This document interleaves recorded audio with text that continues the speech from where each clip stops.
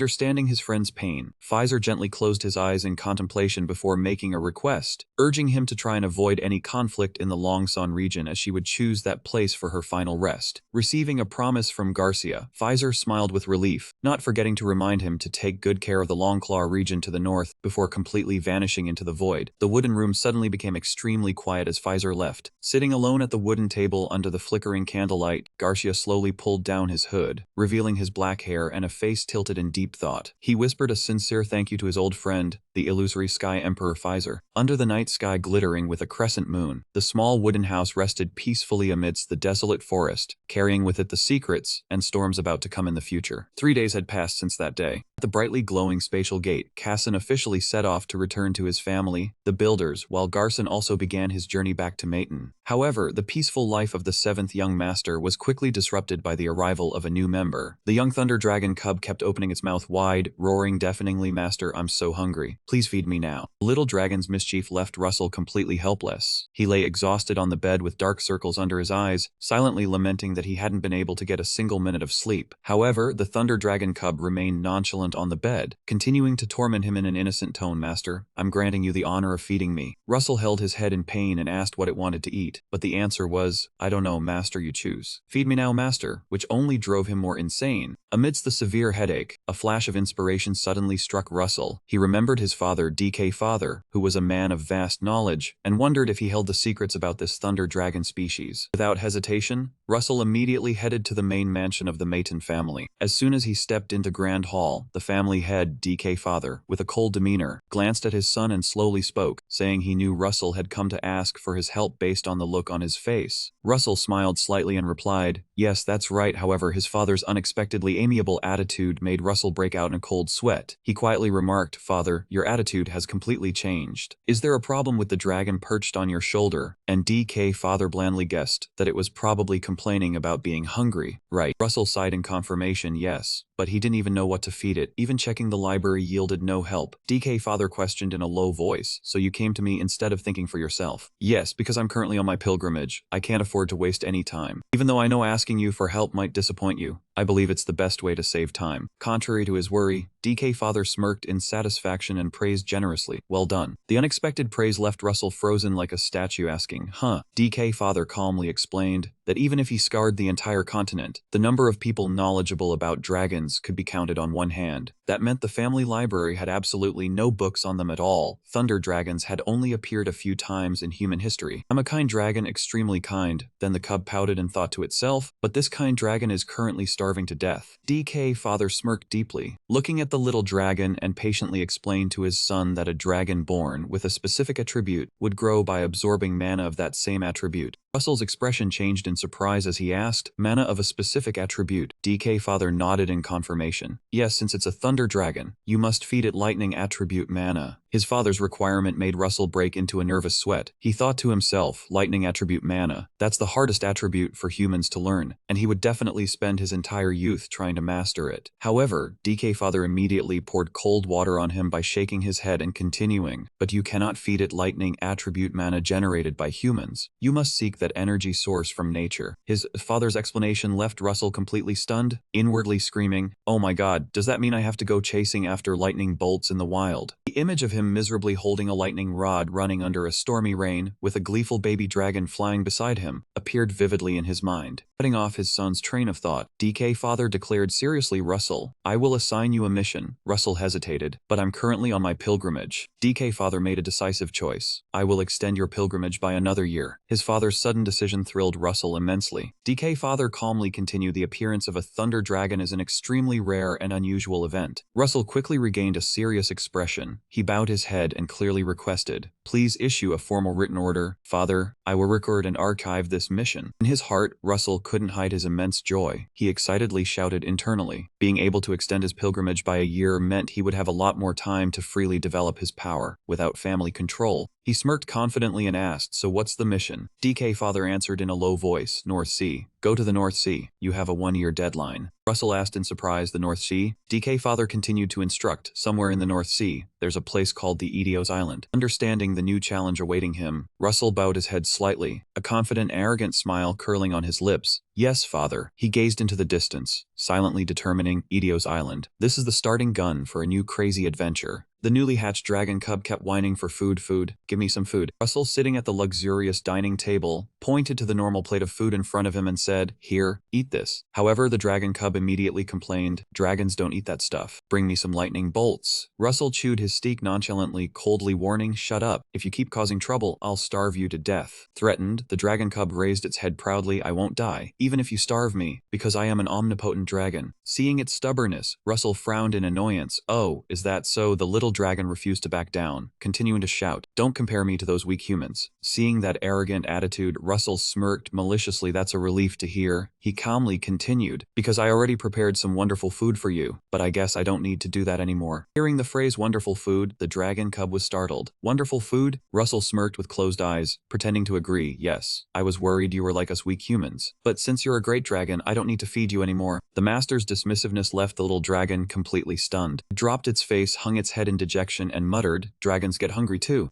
Russell continued to chew his meat nonchalantly, answering coldly, "But you won't starve to death. I'm the one about to starve to death here." Russell added a fatal blow, "You just said you wouldn't die." The little dragon retorted with grievance, "But hunger hurts a lot, you know." Russell continued to chew casually, coldly asking, "So what, you'll just have to endure it. As long as you're alive, it's fine." Backed into a corner, the little dragon cried, shrinking into a corner, in self-pity. Hungry, the dragon is so hungry now. Despite still being stubborn, Russell took a sip of water, secretly determined to see who had more nerve. A week later, at the maiden estate, the maid Hera was sitting on the balcony feeding fish to a golden cat. Inside the room, Russell was lying down reading an ancient magic book when the notification board appeared. He had received the 3-circle ice magic, Ice Hammer. Right at that moment, the baby dragon that had been starved for a week completely surrendered, begged to listen, and called itself a good-hearted dragon. Russell glanced at the little dragon cowering under the bed, coldly asking how he could trust it. The baby dragon looked up with round, pleading eyes. "You can trust me. I am an incredibly adorable and well-behaved baby dragon." It started acting spoiled, demanding lightning to eat and praising it as delicious.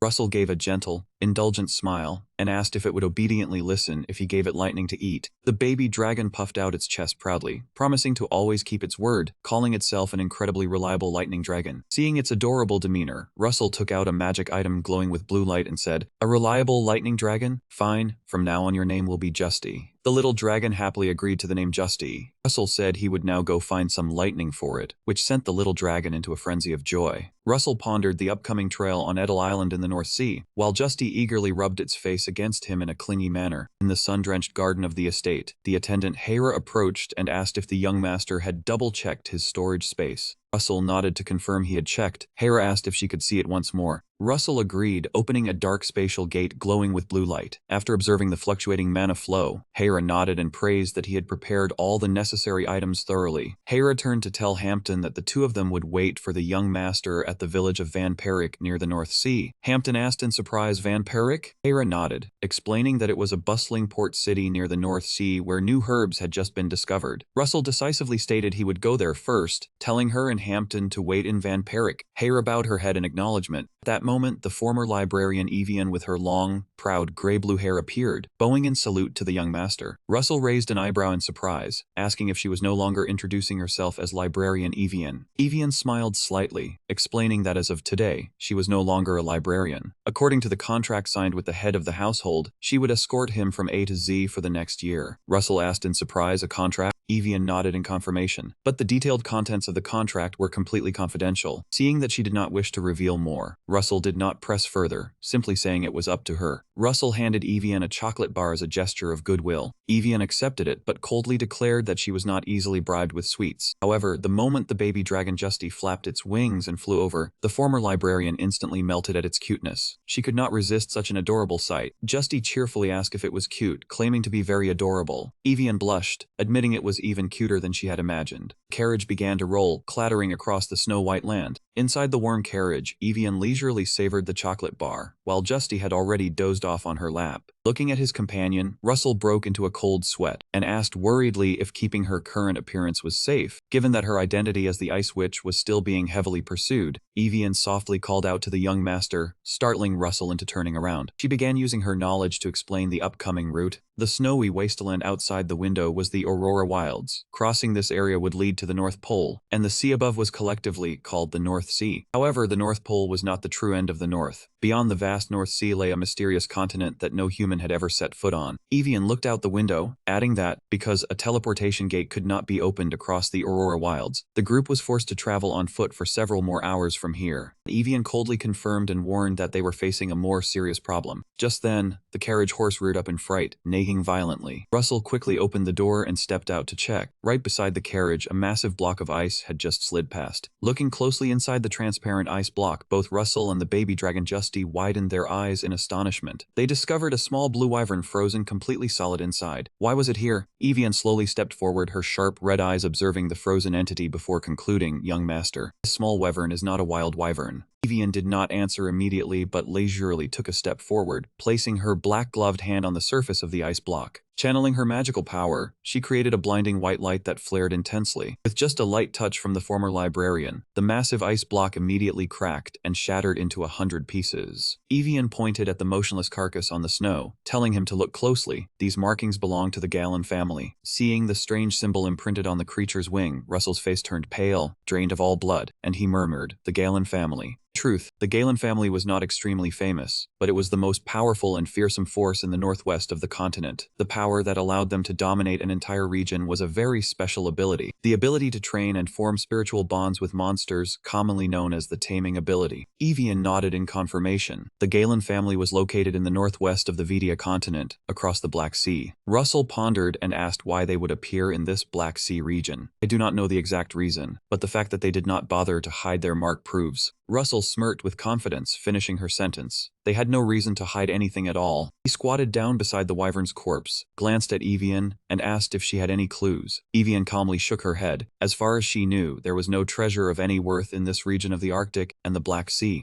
Her gaze turned cold, and she declared that if any more small monsters dared to appear, she would personally wipe them all out. The Ice Witch's powerful statement made Russell break out in a sweat. He forced a smile and thanked her, inwardly thinking it was lucky she was on his side. At the same time, in the luxurious study of the Mayton estate, Posa was lazily reading a book when she heard her subordinate's report. She frowned sharply and asked again about the name Sendo. The masked subordinate named Sendo knelt on the ground and hurriedly reported that the 7th young master was on his way toward Perrick village. Posa closed her book and pressed for the reason the boy was going there. Sendo respectfully replied that it was a direct order from the family head, who had granted the 7th young master an additional year of travel. Posa asked if their father had ordered him to Edel Island, but Sendo admitted he knew nothing about that. Posa coldly said there was no need to apologize, because she was certain it was Edel Island. Then she narrowed her eyes and asked who the boy was with, whether it was Hera and Hampton. Sendo immediately brushed that aside. No, not at all. He heard that recently Rudia had just awakened a special ability, and to train further, she was practicing under the guidance of Lady Evian. Posa's eyes glowed red with scrutiny. So who accompanied him then? Sendo bowed his head and reported that they had not received any official information on that matter. But a few days ago, Librarian Evian had resigned. I understand you mean that Ice Girl must have gone with Russell, right? Sendo firmly confirmed that all clues pointed to that conclusion. Inwardly, Posa analyzed that father always favored confidence, but he would never set an absurd or impossible challenge. She turned to ask her subordinate, wasn't Evian currently wanted? Sendo quickly confirmed that was true. Her real name was Evian. She had once slaughtered the lord of the Lebanon region and froze the entire castle. Standing by the desk, Posa crossed her arms in thought, telling herself that Evian agreeing to leave with Russell, giving up the safe librarian position, meant the deal between them must have been convincing enough. However, Posa's face suddenly hardened with seriousness. The problem was that Vampiric village lay right on their route, and the High Ran people were there, right? Sendo knelt and replied, that was correct, by the young lady's orders. All external communications had been blocked. They had hoped to keep the secret for the next 3 years. Seeing the situation change, Sendo suggested moving them elsewhere. However, Posa stood tall behind the desk and firmly refused using large-scale teleportation was not a viable option at this time. Sendo reported that Russell's group had to travel by land, but time did not permit. Posa stepped forward and slowly nodded. I understand. It seems I will have to make a trip there myself. As soon as she finished speaking, a violent burst of flames erupted, and Posa immediately activated teleportation magic on the spot. Witnessing his master's explosive departure, the subordinate Sendo could only sweat profusely. He lamented tearlessly to himself, Lady Posa just loves to flare up like this. My hands are going to cramp from writing all these reports. Meanwhile, in the vast snow-white desert, suddenly Evian halted in her tracks. Noticing something unusual, Russell turned to ask her what was wrong. Evian's face hardened with alertness, and she warned seriously that something was coming. Russell and the little dragon Justy looked confused and asked, something is coming. The very next second, Russell's face completely changed as he felt a terrifying surge of energy violently fluctuating around him. This mana is. A colossal pillar of fire suddenly descended from the sky, right in front of the two of them. From within the blazing halo, a familiar figure gradually emerged, causing Russell to exclaim in shock, Sister Posa. Posa stepped out from the flames, breathing heavily with exhaustion, but still curling her lips into a proud smile and greeting him. So good to see you again, my little brother. She glanced briefly at the former librarian and mockingly asked if she needed an explanation for that, Librarian Evian. Observing his sister drenched in sweat and panting, Russell quietly analyzed that he had never seen her this exhausted before. Could she have teleported an extremely long distance, which meant the situation was urgent enough to force her body beyond its limits? Facing the third young lady's provocation, Evian remained calm as she stood protectively in front of Russell and firmly retorted that she was no longer a librarian. Currently, she was guiding the seventh young master as the guide of the North Sea. This guidance was protected by a direct pact with the family head, and she could not reveal any details of that pact. Posa lightly waved her hand, conceding to the other's rigid attitude, oh fine, alright. His sister's concession made Russell secretly assess that even Posa didn't easily mess with Evian, and he was curious who would win if the two fought. However, Posa quickly regained her serious demeanor. She pointed forward and asked anyway, you two are heading to Vampiric village. Seeing the two remain silent, Posa gave a sly smile full of schemes. But since we're already here, I don't have much of a choice. His sister's unusual attitude made Russell sweat, and he nervously asked what she was planning to do. Posa leaned in closer, her smile growing more cunning. My youngest brother, do you still remember the High Ran clan? Immediately after, a horrifying memory suddenly flooded back into his mind. It was a massive, blazing explosion that erupted violently. It burned an entire vast valley to the ground while he watched helplessly. That painful memory made Russell completely lose control. A surge of blue mana erupted violently around him, and he gritted his teeth, glaring with fury.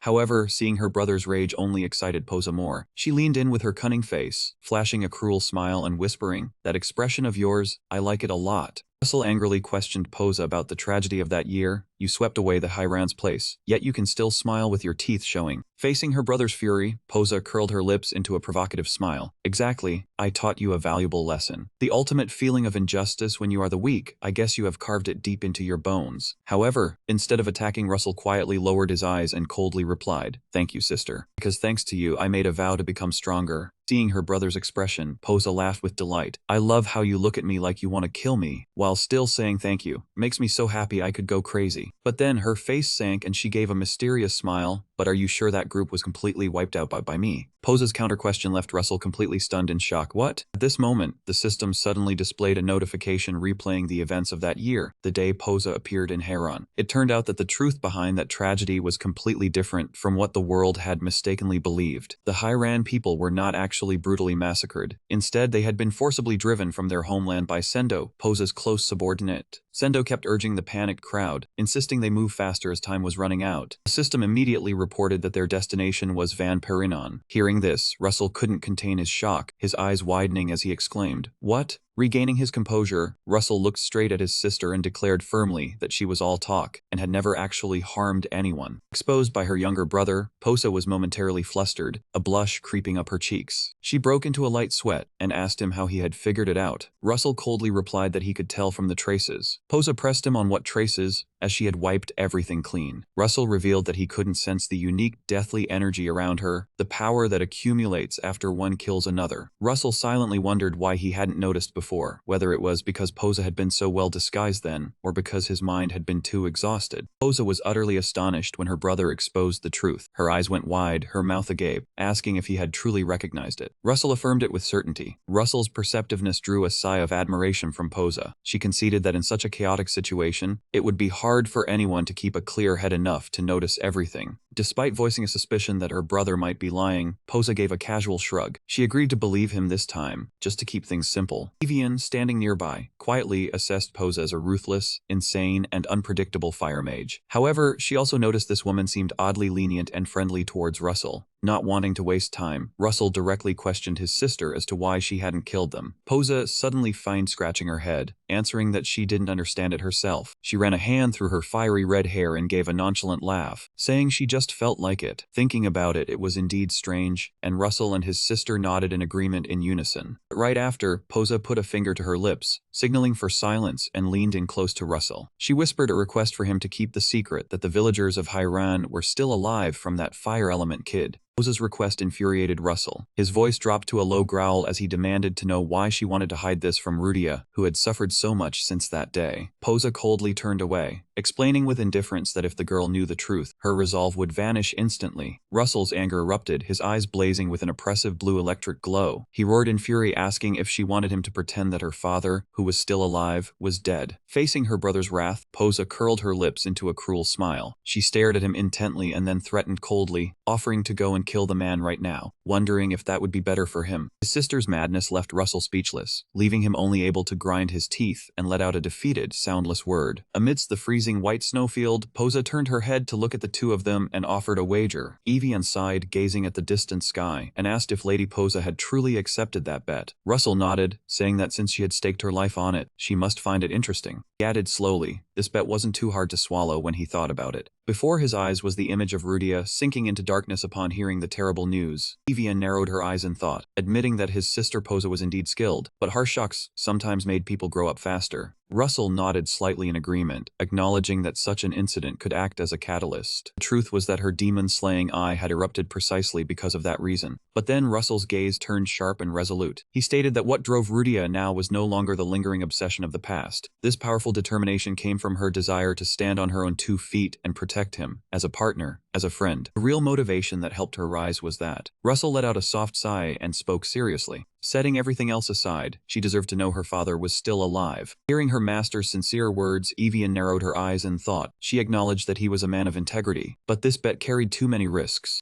Russell glanced at his companion, then asked, was it because he had staked his life? Evian confirmed bluntly if Lady Posa went mad, he would have no means of escape. Russell gave a slight smirk, stating that as long as a promise was made, that made it perfectly valid. He tilted his head and asked her if she was worried about him. The sudden question startled Evian, who turned her face away, and the little dragon Justy beside her looked on in confusion. She blushed and murmured a reply, saying not exactly. But Russell gave a soft smile of thanks, but he was certain Posa wouldn't be able to kill him. Evian skeptically asked if he had any proof for that claim. Russell's eyes shone with confidence, and he gave a mysterious smile, replying that he actually did, not just because he had absolute trust in Rudia. Evian raised an eyebrow in curiosity and asked what he meant. He thought to himself that he wasn't sure about it yet, but it was clearly Posa's own unique value. In the dark memories of the clan, a subordinate lay collapsed in a pool of blood, groaning in agony. He pleaded desperately with the red-haired girl before him for one more chance. Posa, her dress stained with blood, merely offered a mad smile. She gripped the sharp knife tightly, a cold glint shining in her red eyes as she softly spoke, granting him forgiveness. But the very next second, the cruel blade was mercilessly plunged straight into that subordinate's chest. In the child's mind at that moment, contradictory words echoed continuously, saying she didn't want to kill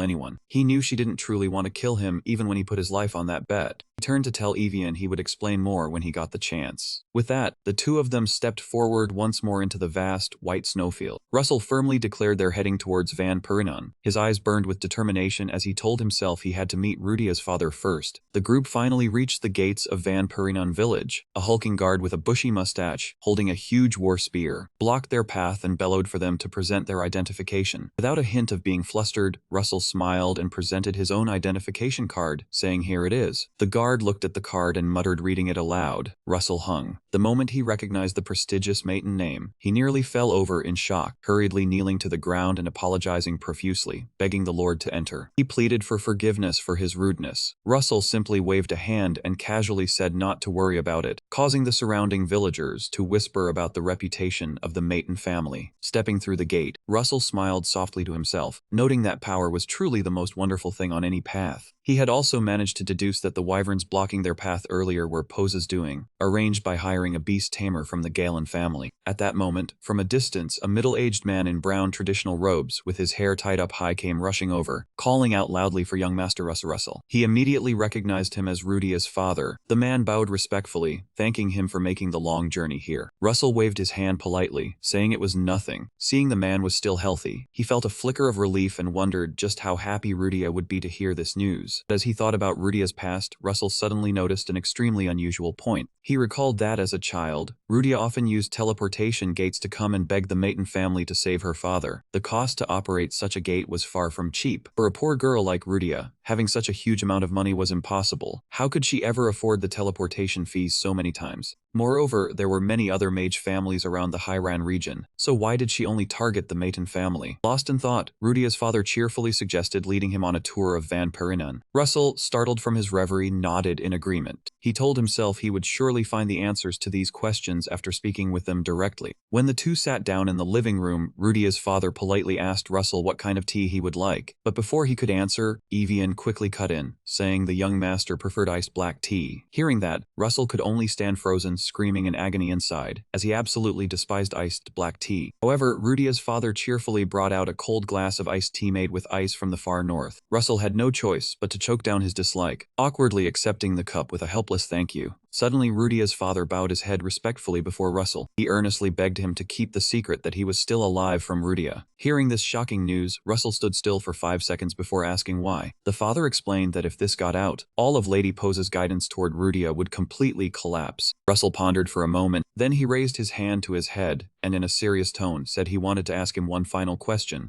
Russell recalled the memories of years ago when Rudia first stubbornly sought out the Maton family to cure her severely ill father. He looked straight into the man before him and pressed him, asking if it was he who had told the girl to come to the Maton household. Without any hesitation, Rudia's father firmly admitted that he had guided her, saying that she could only save him if she agreed to come to the Maton family and directly participate in the treatment process. Deep down, Russell realized that all the pieces of the puzzle here were slowly connecting together perfectly. It had all been part of an extremely meticulous plan by Sister Posa to bring Rudia into the Maton family. In the original National Chronicle, Posa had even cruelly summoned Rudia to personally cut off one of her arms. The only reason behind Posa's actions was simply to stimulate Rudia's potential and extraordinary growth. The system immediately displayed a notification explaining the girl's bright future. Rudia would later become famous worldwide under the alias of the Killing Mage, despite having only one arm. It turned out that having only one arm was one of the prerequisites to becoming a great fire mage. This was because she had received the affection of the fire phoenix god Bosa, who had known this secret beforehand, as the phoenix had appeared in her dreams to teach her, waking with a start from a nightmare that felt all too real. Posa gasped for breath, cold sweat pouring down. She muttered in shock, "The Hiran family, Rudia? That girl possesses the demon eye, and her rage must be pushed to its absolute peak to awaken that eye. Is this a nightmare or a divine revelation?" Just then, her subordinate Sendo glided into the room like a phantom, asking worriedly, "Lady Posa, are you alright?" Posa immediately ordered Sendo, "Go to the Hiran region right now and find a girl named Rudia for me." At first, Posa did not believe that strange dream, but she had no choice but to believe after confronting the concrete evidence of Rudia's existence. Curiosity burning, Posa sat at her desk, intently studying a half-unrolled photo of the girl Rudia, wondering to herself if this child truly possessed the demon eye. From that moment, she resolved to nurture and cultivate the girl at all costs. According to ancient magical studies, when controlling high-level fire mana, using only one arm to draw magic circles provided a far superior advantage, because using both arms to operate magic circles caused the mana to clash and conflict, leading to extremely severe disorder. This disorder would be amplified many times over, starting from the 8th magic circle onward. The first person to discover this shocking truth was the great Archmage Crusher. To prove his theory, Crusher even cut off his own left arm while training fire mana. This is a unique trait of the fire element, the perfect synchronization between the solitary circle in the heart and the flow of the magic circle from a single arm. For example, to activate a spell of the 8th circle, 8 mana circles, and the magic circle of one arm must move in perfect unison. To achieve maximum efficiency and truly reach the pinnacle of fire magic, the user must train with only one arm. Only by completing the magic circle with one hand can they reach the 8th circle. Lost in thought about that crazy secret, Russell was startled by the call from the father in front of him, "Young master." He flinched slightly and let out, "Ah." Then, regaining his composure, he slowly replied, "I understand what you've said. That is the resolve of a father." Rudia's father stood there silently, accepting everything for the sole purpose of helping his daughter grow more and more mature. Russell glanced at him briefly, then asked in a low voice, "At least you believe that letting Rudia grow up in grief is better, right?" The father lowered his head and firmly replied, "That is our duty." However, Russell immediately retorted sharply, "You also know full well that it is because of that very duty that Rudia is withering away in sorrow." He recalled the image of his friend. Inside Rudia, something seemed to have shattered, causing the mana surrounding her to always be dark and full of sorrow. Moreover, she had awakened a monstrous power like the demon eye. Russell looked straight into the father's eyes, coldly warning, "I am sure you also know that that suppressed rage will eventually turn her into a monster." Faced with Russell's sharp exposure, the father could only remain silent, sweating profusely in anguish. Russell stood up, speaking faintly, "That also shows, compared to Rudia herself, you love the duty of your clan more than anything else." With that, Russell decisively turned and walked away, with Evian quickly stepping out of the wooden house. He glanced back briefly, leaving behind a bitter judgment, how arrogant. Leaving the father sitting alone in the dark room. The video ends here. If you enjoyed it, don't forget to hit like to support Go. Thank you and goodbye everyone.